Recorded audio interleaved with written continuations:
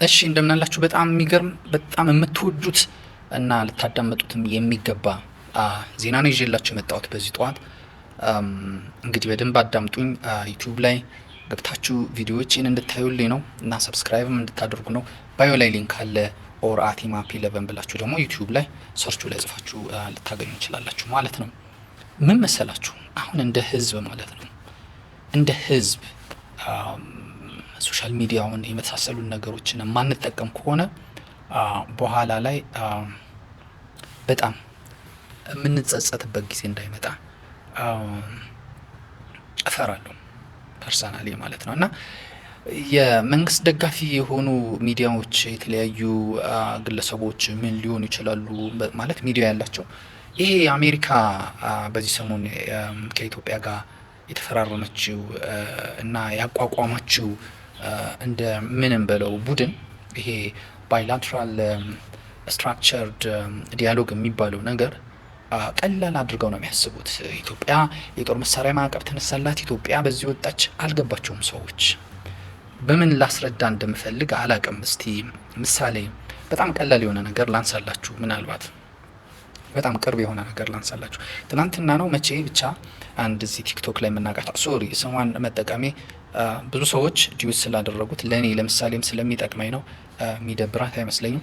ሀሴት ማን ነው ደረጀ እንዲህ የምትባል እንዲህ የሆነ ፋሽን ላይ ምናምን ምሰራ ልጅ አለች እና እሷ ያነሳቸውን ስቶሪ ከዚህ ጋር ባገናኘው ደስ ይለኛል። እና እሷ የምትፈልገው ነገር አለ ካለችበት ፊልድ አንጻር ፋሽኑ ላይ የሆነ በቃ ከእሷ ጋር አብረው መስራት የሚፈልጉ ሰዎች ካሉ እና በዛም ገንዘብ የሚያስገኝ የእሷንም ክብር የሚያስጠብቅ ነገር ውስጥ ገብታ ብትሰራ ደስ ይላታል።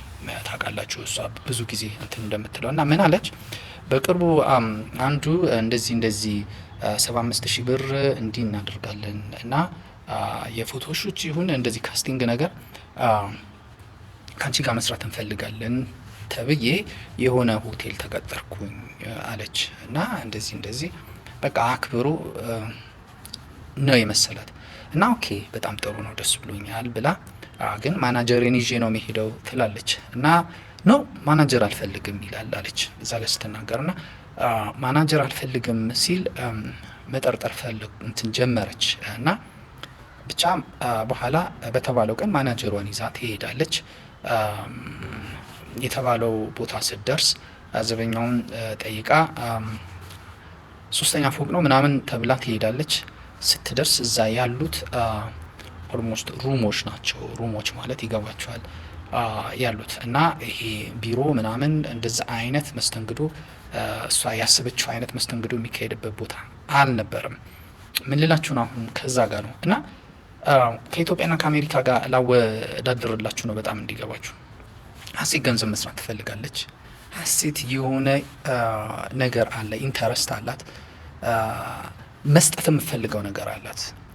ዓለም ላይ ይዛ የመጣችው ክብር አለ፣ ኢሜጅ አለ፣ በቁንጅና ውድድር አሸንፋ የመጣችበት እና ከዛ አንጻር በቃ ቫሊዩ አላት። ያንን ቫሊዩ ፕሮሞት ማድረግ እና በዛም የሆነ ማግኘት ያለባትን ነገር ማግኘት ትፈልጋለች። ያንን ግን ሀጃክ ማድረግ የሚፈልጉ ሰዎች አጋጠሙኝ ነው አሁን እያለች ያለችው። ያንን ነገር ሰበብ አድርገው ያንን ነገር ከበን አድርገው እኔ የምፈልገውን ነገር እየጠቀሱ እኔ የምፈልገውን ነገር እያወሩ ግን ሀጃክ ሊያደርጉኝ አስቡ፣ የማይሆን ነገር ውስጥ ሊያስገቡኝ፣ የማይሆን ነገር ውስጥ ልገባ ነበረ ብላ ተናገረች። ሶ አሁን ማናጀሯን ይዛ ባትሄድ ኖሮ ምን ባይል ኖሮ ምን ትሆን ነበር ብላችሁ ብታስቡ ከጥቂት ቀን በኋላ ሜቢ የሆኑ ነገሮች ሆነው መኖር አልነበራችሁ እንዲሁ በፎቶ በቲክቶክ በምን ላይ ስንስቅ ምን ስንል እና ስታዩን ምንም ሰላም የሆነን ነው የሚመስላችሁ ትል ነበረ ባትጠነቀቅ ኖሮ ማለት ነው። እና ሳሚት ብታደርግ ኖሮ ልቧን ብትሰጥ ኖሮ ራሷን ሬድ ላይን አለ እዚህ ጋር ቀይ መስመሮቿን የሆነ ባውንደሪ የሚባሉ ነገሮች መጠበቅ ብቻ ሳይሆን የሚያስጠብቅላት የምታምነው ሰውንም ይዛ ባትሄድ ኖሮ ማለት ነው። ሶ የኢትዮጵያና የአሜሪካ ነገር ስታዩት ይሄ ባይላትራል ስትራክቸርድ ዲያሎግ የሚባለው ነገር ልክ እንደዛ ስልክ ውሰዱት። ስልክ ነው በቃ እየተደዋወሉ ነው። ሶ የት ነው የሚገናኙት ነው? ለምንድን ነው የሚገናኙት ነው? ሶ አውትካሙ ምንድን ነው ነው ጥያቄው ምንድን ነው? ኢትዮጵያ መጨረሻ ላይ ልትይዝ ያሰበችው ነገር ምንድን ነው? ተጠንቅቃ ቀይ መስመር ከዚህ ማለፍ አይቻልም የሚባል ነገር ይዛ ካልሄደች ካሁኑ ወይ ደግሞ በዛ ጉዳይ በጣም ሊያግዛት የሚችል በጣም ወሳኝ የሆነ ነገር ይዛ ካልሄደች በስተቀር ፋይናሊ ለኢትዮጵያ ጥሩ አይደለም። ይሄ መጨረሻው ወይ ኮሚቴ ወይ ደግሞ ምክር ቤት የሚባል ነገር አጣ እንጂ ይሄ ባይላትራል ስትራክቸርድ ዲያሎግ ኮሚቴ ኦር ካውንስል አልተባለም እንጂ ይሄ የአስተዳደር መዋቅር ነው። ይሄ የማኔጅመንት መዋቅር ነው። ማወቅ ያለባቸው በቃ ሱፐርቫይዝ የሚያደርግ መዋቅር ነው። የኢትዮጵያን አስተዳደር በኢትዮጵያ መንግስት ላይ ሌላ ራሱን የሾመ ሌላ ያስተዳደር አካል ነው የሚሆነው ማለት ተመሳስሎ ይገባ ማለት ነው። ከአሁኑ የሆነ ነገር ካልተመታ የኢትዮጵያ መንግስት ይሄ ቀይ መስመሬ ነው ካላለና ራሱን ካልጠበቀ በጣም አደገኛ ነገር ነው የሚመጣው። ምን መሰላችሁ አደገኛው ነገር? አንደኛ አሜሪካ የምትናገረው ግብፅን ወክላ ነው። ግብፅ በአሜሪካ በመወከሏ ደስተኛ ናት። ግን አሜሪካ ግብፅን እንወክላለሁ ብላ በይፋ አልተናገረችም። ቅድም እንዳልኳቸው ነው። በቃ ደውሎ ለምን እንደዚህ አይነት ቢዝነስ ትፈልጊያለሽ አይደለም፣ ቀይ ባህርን ትፈልጊያለሽ አይደለም፣ በዚህ ላይ ልረዳሽ ትፈልጊያለሽ አይደለም፣ ለምን አንናገርም ነው። ኢትዮጵያ ቀይ ባህርን ትፈልጋለች፣ እዛ አክሰስ እንዲኖራት ትፈልጋ በት ስቲል አሁንም ምን አለ ኢትዮጵያ ቀይ ባህርን ወክላ አሜሪካ ቀይ ባህርን ወክላ መናገር ትፈልጋለች። አሜሪካ መደራደር ቀይ ባህር ስላችሁ ኤርትራን ወክላ መደራደር እንደምትፈልግ ነው አካሄዱ የሚያሳየው። ዋይ ለምንድን ነው ይሄ ባይላትራል ስትራክቸርድ ዲያሎግ የሚባለው ተቋም ሲቋቋም፣ ይሄ ፍሬምወርክ ይሄ ሞዴል ሲቋቋም የረጅም ጊዜ ፕሮሰስ ነው። ለምን ለሳምንት ለአንድ ወር አልሆነም ብትሉ ኢሳያስ በሕይወት ስላለ ነው። ኢሳያስ ላይኖር ይችላል። የኤርትራ ዕጣ ፈንታ ወደፊት የሚወሰን ነው። ግን ሰውዬው 80 ዓመቱ ነው፣ አርጅቷል። የሆነ ነገር ሊሆን ይችላል፣ ኦር ዝም ብሎ ኮላፕስ ሊያደርግ ይችላል፣ ወይ የሆነ ነገር ሊፈጠር ይችላል። ኤርትራ ውስጥ የመንግስት መዋቅር ብዙ ጊዜ የሚቆይ አይደለም። ይህንን ስትራክቸር እናድርግና ኢትዮጵያም በዚህ ኔትወርክ እንያዛትና በዲያሎግ ወደ ራሳችን እናስገባታለን ነው።